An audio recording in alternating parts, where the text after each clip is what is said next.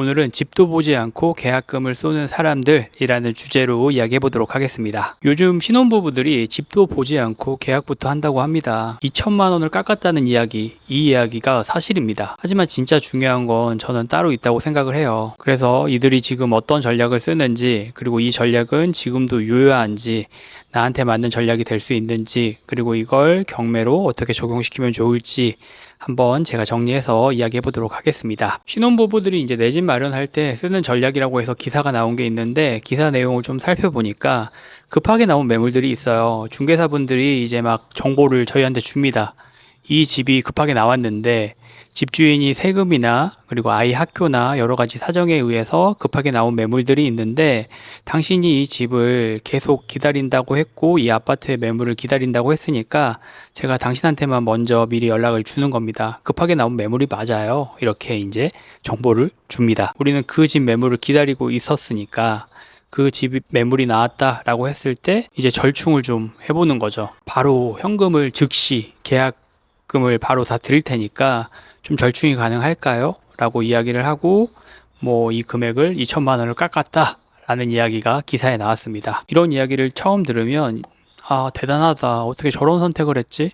저 사람도 집을 처음 사는 걸 텐데, 집이라는 게 몇백만 원, 몇천만 원이 아니라 몇억 단위고, 그리고 내가 진짜 한평생 큰 대출을 내서 하는 어떤 쇼핑 중에 가장 큰 쇼핑이 될 수도 있는데 어떻게 저렇게 선택을 바로바로 할 수 있을까? 그리고 거기에서 또 2천만 원을 깎았다고 하니까 부러운 마음도 있으실 것 같아요. 중개사분들에게 또 이야기를 들어보면 요즘 젊은 층에 집을 사려고 하는 매수자 포지션 사람들이 많다고 합니다. 이분들은 집을 사는 데 있어서 어떤 큰 두려움들이 없대요. 현금을 즉시 지급하고 금매 노리기, 이 전략으로 요즘 MZ 사이에서 꽤나 유행을 하고 있다라고도 합니다. 근데 이거는 요즘만 유행하는 게 아니고 저 때도 항상 하던 투자 방식이었고, 저 이전에도 이런 방식들은 계속 존재를 했습니다. 급하게 나온 매물들을 내가 어느 정도 현금에 대한 부분을 바로 지급을 하겠다, 바로 결정을 하겠다, 대신에 어느 정도 금액을 좀 절충을 해달라 라는 방식은 언제나 있었기 때문에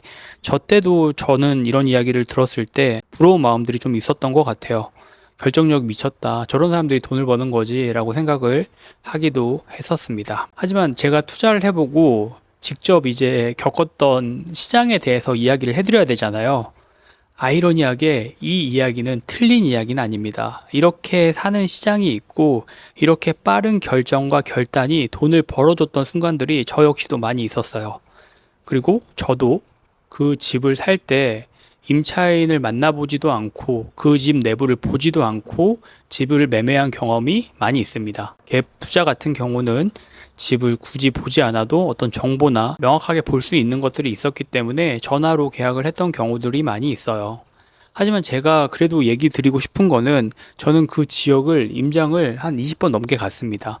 그리고 경매를 했었기 때문에 입찰도 한 20번 넘게 했었고, 계속 매번 떨어지다가 중개사분들이랑 많이 알게 됐고, 이 중개사분들이 얘기를 해주셨죠. 야, 경매를 해서 사람들이 이 지역은 인기가 많고 낙찰을 비싸게 받아가는데 급하게 나온 매물들이 있으면 전세가 들어가져 있기 때문에 이런 것들을 사도 나쁘지 않지 않아? 라고 이야기들을 많이 해주셨어요.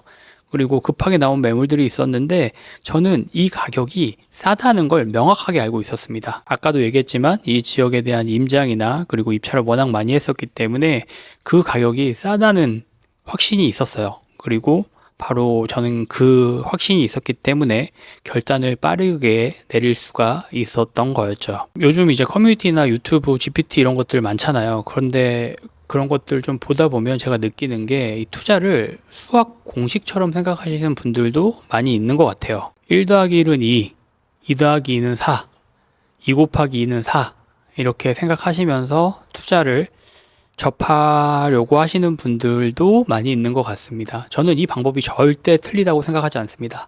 오히려 성공률을 더 높일 수 있다고 생각을 해요. 하지만 저희는 사람이잖아요. 이 감정이라는 게 있고, 투자라는 거는 내가 누군가한테 파는 어떤 행위가 필요할 수가 있고, 내가 이 물건을 싸게 사는 어떤 행위가 될 수가 있는데, 투자는 사람의 감정, 시장의 분위기, 지역의 기운 같은 게 좀 있거든요. 그리고 저는 숫자 밖의 정보도 중요하다고 생각을 합니다. 특히나 이 부동산 같은 경우는 제가 이제 임장 수업이나 이런 것들을 하다 보면 두 가지 부류로 좀 나눠지는 것 같아요.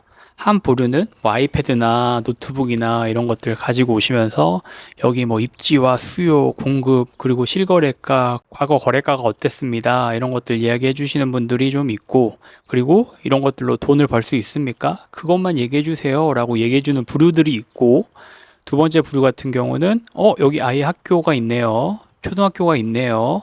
스타벅스가 있네요. 파리바게트가 있네요. 아이 초등학교가 있는데 앞에 횡단보도가 잘 되어 있네요. 이런 것들을 보시는 부류들이 있어요. 저는 투자로 누가 돈을 벌 수 있을까라고 얘기를 해주세요 라고 하면 두 번째 그룹이 훨씬 더 부동산으로 돈 벌 수 있는 확률이 높지 않을까라고 생각을 합니다. 우리에게 이 부동산을 사고 파는 사람들은 투자자보다는 일반 사람들이 훨씬 더 많아요. 그러면 일반인 관점에서 생각을 할 수 있어야 되는데 요즘 GPT라든지 커뮤니티라든지 공부를 했다, 그리고 누군가가 알려주는 지식을 내가 아는 지식인 것처럼 얘기하시는 분들도 많죠. 그런 분들에 대한 정보를 듣고 내가 그냥 일방적으로 그 부동산을 산다라고 하면 그 선택을 오래 유지하지 못하는 경우들이 많이 있는 것 같아요. 많은 분들이 이제 물어보는 게 투자는 뭐고 투기는 뭘까요? 라는 질문도 많이들 해주세요. 그래서 이거에 대한 부분을 저도 많이 생각을 해봤는데, 내가 설명할 수 있으면 투자라고 생각합니다. 그리고 내가 설명하지 못하고 내가 이해하지 못하는 것들을 실행하는 건 투기라고 생각을 해요. 남들은 아무리 투자라고 하지만 내가 그거에 대한 것들을 설명할 수 없고 이해할 수 없는데 선택을 한다. 저는 그건 투기라고 생각을 하고 있습니다. 하지만 사람들은 다 투기라고 얘기하지만 내가 그거에 대해서 왜 해야 되는지를 알고 그 선택을 설명할 수 있고 이해할 수 있고 누군가한테 전달할 수 있다 라고 하면 저는 그거는 투자라고 생각을 하고 있습니다. 부동산은 정답이 없어요. 돈을 버는 사람들도 있고, 그리고 그 다 돈을 벌었다고 하는 방식으로 해도 돈을 잃는 사람도 있고, 또 돈을 다 잃는다라고 하는 그 방식으로 또 누군가는 돈을 벌기도 합니다. 그걸 내가 똑같이 따라하면 된다? 저는 아니라고 생각해요. 그 사람에 맞는 방식이 있고, 그 방식이 나랑은 좀 틀릴 수가 있는 거고, 나한테 맞는 방식이 있는 거고, 그 사람한테는 틀릴 수가 또 있는 거잖아요. 그래서 일단은 나를 아는 게 되게 중요하고, 지금 특히나 정보가 굉장히 많은 이 시대, 그리고 방법에 대해서 이야기를 많이 하는 이 시대에서 선택을 잘 하는 게 되게 중요하고, 그 선택이 나한테 맞는 선택인지도 본인이 좀 이야기할 수 있어야 된다고 생각을 합니다. 부동산을 하는데 현장도 한 번도 가보지 않고 전화도 한 번도 하지 않고 그냥 인터넷에 나와 있는 정보나 인터넷에 나와 있는 전문가들이 쓴 지루하게 쓴 그런 글들을 보고 내 인생의 가장 큰 쇼핑, 몇백만 원, 몇천만 원이 아니라 몇 억짜리 아파트를 그냥 산다, 이런 것들은 상당히 위험할 수 있어요. 그렇기 때문에 일정한 어느 공부가 돼야 되고, 그거를 설명할 수 있다면 그걸로 충분히 돈을 벌 수 있다고 저는 생각을 하고 있습니다. 그래서 뭐 이런 기사들이 나오면 부럽다, 저렇게 결정을 빨리 해야 되는구나, 결단을 내리는 사람만 돈을 버는구나, 이렇게 생각하지 마시고 저 사람한테 맞는 게 나랑 틀릴 수가 있는 거고, 또 저 사람이 돈 벌었다고 너무 부러워하지 마시고, 또 저 사람들은 또 저 사람들 나름대로 어떤 공부나 경험을 통해서 저런 선택을 할 수 있지 않았을까 생각을 해보시고, 너무 조급하게 생각하지 않는 게 저는 부동산 투자에서는 빠르게 갈 수 있는 길이지 않을까라는 생각을 또 하기도 합니다. 이런 기사들 보고 또 누군가는 조급해하고, 그 조급함을 이용하는 사람들이 있고, 그 이용하는 사람들에 있어서 진짜 내 또 몇십 년을 날릴 수가 있기 때문에 조심하자는 의미에서 한번 이 이야기 해보고 싶었습니다. 돈 번 사례나 돈 번 이야기들은 언제나 재밌는 것 같아요. 저도 뭐 역경을 겪고, 그리고 돈 벌었다, 그리고 여기에 기회가 있다, 이런 기사들은 되게 흥미롭잖아요. 근데 그런 기사들을 보고 내 상황과 그리고 내 조건이 맞는지 잘 알아보는 것도 부동산 공부라고 생각을 하고 있습니다. 막 실행이 중요하다 라고 해서 덥석 그냥 저질러 보자 이렇게 생각하지 마시고, 신문이나 뉴스나 기사들을 많이 보면서 내 상황과 비교해 보셨으면 좋겠습니다. 그래서 너무 조급해하지 마시고 꾸준히 공부 잘 해보시고, 부동산 경매 같은 경우는 제대로 된 거 진짜 1년에 한 건, 2년에 한 건만 받아도 일반 우리가 생각하는 대기업 연봉보다 많이 벌 수 있기 때문에 너무 조급해하지 않고 본업도 열심히 하시면서 투자 생활을 이어나가셨으면 좋겠습니다.